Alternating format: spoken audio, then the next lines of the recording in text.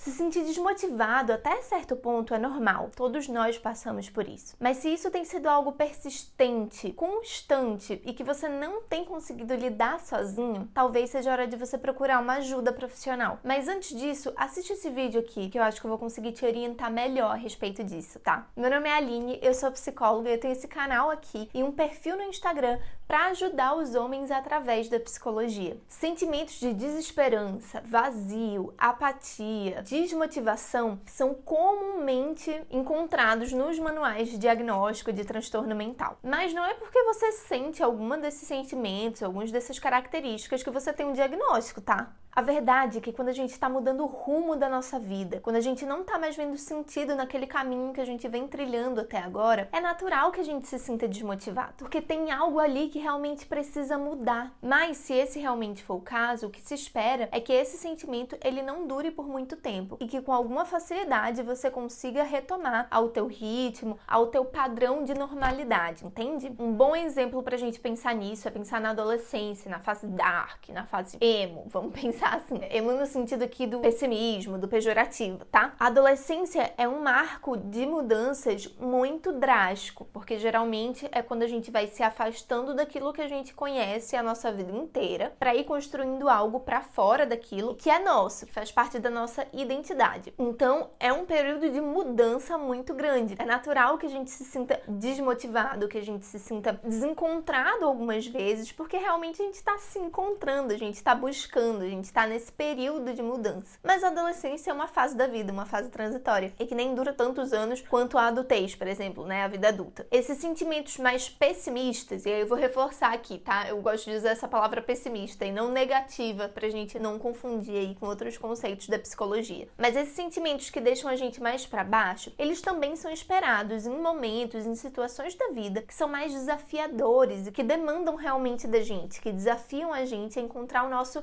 limite. Como, por exemplo, quando a gente perde alguém. É natural, é esperado que a gente realmente se sinta mal. Ou quando um relacionamento que era muito importante e valioso pra gente acaba. Ou quando a gente perde alguma coisa que é material, um emprego, uma casa, né? Isso também são indícios de que, poxa, esses sentimentos ruins, eles vão te invadir. Eles vão fazer parte ali daquele momento e de você. E por isso que é importante, eu tô dando esses exemplos aqui de normalidade. Quando eu falo de normalidade, eu falo aqui de norma, assim, do que é esperado, do que é mais provável que aconteça dentro dessas normalidades. Para entender que, gente, se sentir mal faz parte da experiência humana, são os sentimentos que a gente tem ali para acessar. E eu não tô querendo aqui que você fuja desses sentimentos, que você deixe de se sentir assim, mas que a relação que você estabeleça e crie com esses sentimentos mude. Quando a gente vai pensar num diagnóstico, por exemplo, dentro da psicologia, dentro da saúde de uma maneira geral, a gente precisa pensar no contexto. A gente não pode dar um diagnóstico nesse sentido fora de um contexto, porque uma pessoa que perdeu o pai, ela tá com humor deprimido, é esperado. Você não pode diagnosticar uma pessoa com depressão porque ela perdeu o pai, pura e simplesmente, no dia seguinte da morte do pai. É necessário uma série de fatores, de critérios e que envolve, poxa, será que o humor dela não está sendo adequado para a situação de luto que ela está vivendo? Para você conseguir realmente fechar um diagnóstico ou não. Mas tem uma proposta, na verdade um conceito de uma teoria dentro da psicologia que é muito interessante para a gente pensar essas questões relacionadas a relação que a gente estabelece com aquilo que a gente sente. A ACT, que é a terapia de aceitação e compromisso, ACT é essa sigla em inglês, ela tem um conceito de flexibilidade psicológica que é bem um pilar, assim, é bem o núcleo, realmente o coração da teoria e que faz com que a gente entenda e se relacione com as experiências da nossa psique de uma forma mais leve e muito mais saudável. Ela propõe aí o Hexaflex, enfim, tô falando aqui de uma forma mais teórica, mais conceitual, mas que são 6 elementos que são importantes da gente estar atento e da gente estar percebendo como é que a gente tem se relacionado, como é que a gente tem vivido tudo isso. Uma dessas pontas desse hexaflex aí, desse hexágono, na verdade, é entender o eu como contexto, né? Você se entender ali como contexto para aquilo que se passa. E tem uma imagem muito bonita e muito interessante e didática também pra gente pensar nisso, que é a gente imaginar o céu e as nuvens. Muitas vezes, quando a gente tá sentindo um sentimento negativo, tá se sentindo desmotivado,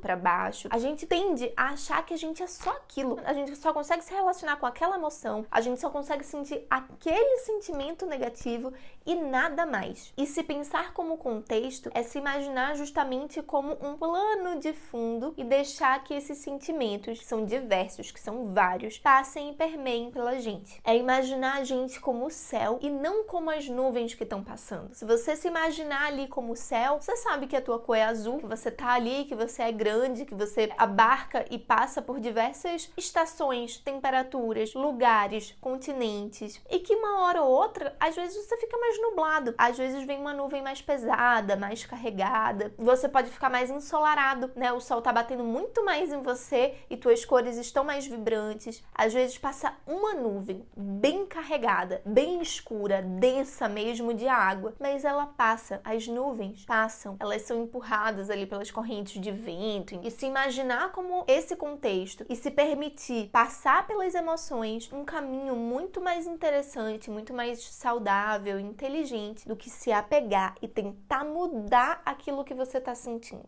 Uma das formas da gente trabalhar isso realmente é aceitar aquele sentimento, né? Daí vem o nome também, terapia de aceitação e compromisso. Mas é aceitar que a gente está passando por aquilo e que aquilo é passageiro, é uma nuvem. As nuvens, elas não são permanentes, elas vão mudar ali. Toda a nossa questão, gente, é justamente conseguir mudar de emoções, né? Não, peraí. E todo o mecanismo psíquico envolve essas mudanças e essa labilidade de emoções. Inclusive, um dos critérios para a gente entender que está acontecendo ali algum processo de adoecimento realmente é perceber quando tem algo errado com essa labilidade, com essa alteração de humor. Ou tá oscilando demais, ou tá oscilando de menos, né? E tá focado só em uma emoção ali, ou realmente não tá tendo contato, assim, pouco contato com as emoções, com aquilo que afeta a gente. Eu falei aqui de um desses pilares, né? Desse Hexaflex, desse hexágono aí, dessa proposta da ACT. Mas tem um outro pilar também que é muito importante quando a gente está falando a respeito de desmotivação, desses sentimentos mais negativos, mais pessimistas que invadem a gente. Que é a gente pensar nos nossos valores, nos nossos propósitos. Tem muito material interessante dentro da psicologia estudando isso. E realmente é muito importante a gente se atentar ali para quais são os nossos valores, para onde é que a gente está caminhando, se a gente está caminhando em direção a eles, se a gente está indo de encontro a eles e aí vai ser um choque ali realmente muito grande, ou se a gente nem sabe quais são esses valores pra gente. E é claro que os nossos valores, eles podem mudar. A nossa forma de enxergar muita coisa na vida pode mudar. Na adolescência, a gente constrói alguns desses valores de uma forma mais consciente, assim, mais identitária, né, no sentido de entender que aquela é a nossa identidade e isso tá atrelado a gente. Isso pode mudar ao longo do tempo. Uma coisa que eu percebo, assim, bastante é a entrada na vida adulta também e a relação com o trabalho, como muda, né? A gente geralmente tem uma visão mais idealizada disso na adolescência. Realmente a gente vai ali pro mercado de trabalho, vai ali agir, colocar a mão na massa, essa relação muda. E talvez os teus valores também mudem dentro desse contexto.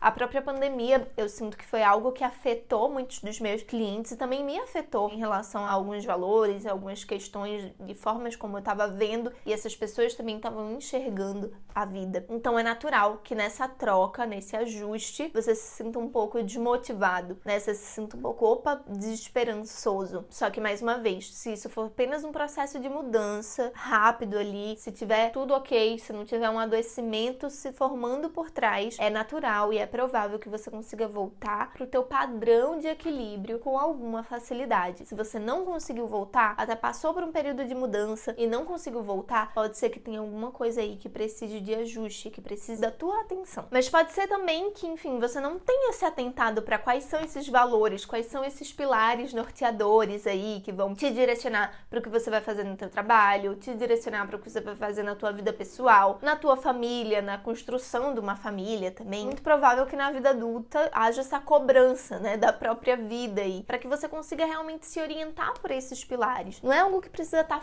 fixo ali, rígido, porque a gente precisa dessa flexibilidade também para passar por alguns momentos da vida, mas é realmente para que eles sejam um guia, para que você saiba aonde você está se baseando. Não um GPS com coordenadas ali precisas, né, mas uma bússola para você saber a direção que você precisa seguir. E muitas vezes, gente, a gente conseguindo mapear, encontrar que valores são esses, a gente consegue reencontrar o propósito, porque fica mais fácil da gente entrar nessa tomada de decisão. E como é que a gente vai saber que valores são esses? geralmente olhando para nossa história, não para o nosso passado, mas para nossa história, para nossa caminhada, para esses pontos que foram determinantes, que foram importantes pra gente. O que é que a gente já construiu até aqui? O que é que teve de saldo positivo até aqui? O que é que a gente gostaria? O que é que a gente não conquistou também? Olhar para a história dessa forma mais ampla faz com que a gente comece a perceber aquilo que é valoroso pra gente, aquilo que a gente não quer abrir mão de forma nenhuma e aquilo que faz muito mal pra gente também, se a gente se manter, se a gente fizer a manutenção. Então, para resumir aqui nesse vídeo, a gente falou sobre a desmotivação, sobre esses sentimentos negativos e pessimistas podem estar associados como a apatia, esse sentimento de vazio, de desesperança. A gente entendeu que eles fazem parte da experiência humana. Não adianta a gente querer fugir, não querer entrar em contato com eles. Que a gente precisa entender se eles estão dentro ou fora de contexto, porque se eles fazem parte da experiência humana, em algum momento eles vão fazer parte da nossa história e da nossa vida também. E caso eles estejam muito persistentes, caso eles estejam muito constantes na tua vida, talvez seja a hora de você procurar uma ajuda especializada, uma ajuda profissional para lidar com eles. Também falei aqui para vocês dessa proposta da ACT, que é uma forma muito interessante da gente lidar com aquilo que a gente sente e da gente entender a nossa psique, entender a nossa mente. E na terapia, na aplicação da ACT mesmo, você pode entender melhor como é que você pode encontrar esses valores, como é que você pode exercitar esse eu como contexto, essa menor esquiva experiencial daquilo que você sente, maior abertura também.